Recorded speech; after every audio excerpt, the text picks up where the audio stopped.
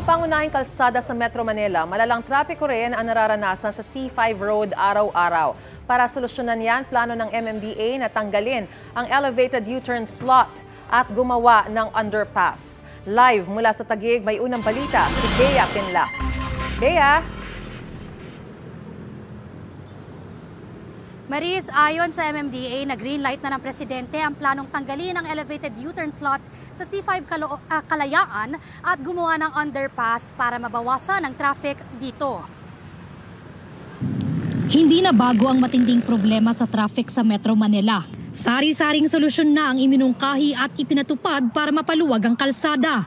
Pero ang traffic, sakit sa ulo pa rin ng mga Pilipino. Hindi na maaanin traffic na pag walang dumadami sa sasakyan, ang karsada naman di lumuluwag. Palala ng traffic halos araw-araw talaga.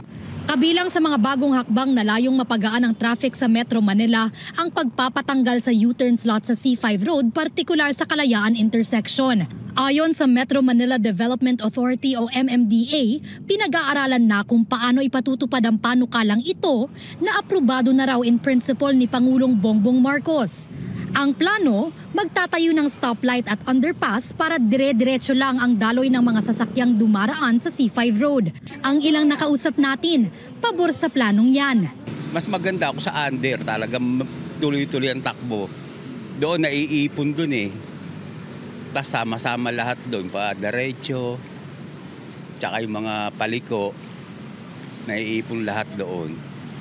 Kung underpass talaga, diretso, hindi na mapapasama sa sa mga lilikur. Pero may mga motoristang duda kung ito ba ay epektibong solusyon sa traffic sa C5.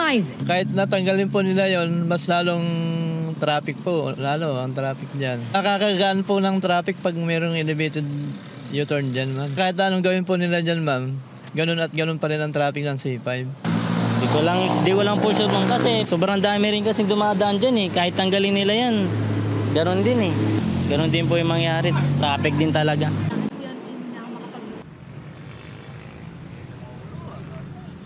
Maris, panawagan naman nakausap natin, siguraduhin na hindi talo ang mga commuter at motorista sa mga plano ng gobyerno para mabawasan ang traffic sa Metro Manila. At yan ang unang balita mula rito sa Taguig. Bea Pinlac para sa GMA Integrated News. Gusto mo bang mauna sa mga balita? Mag-subscribe na sa GMA Integrated News sa YouTube at tumutok sa unang balita.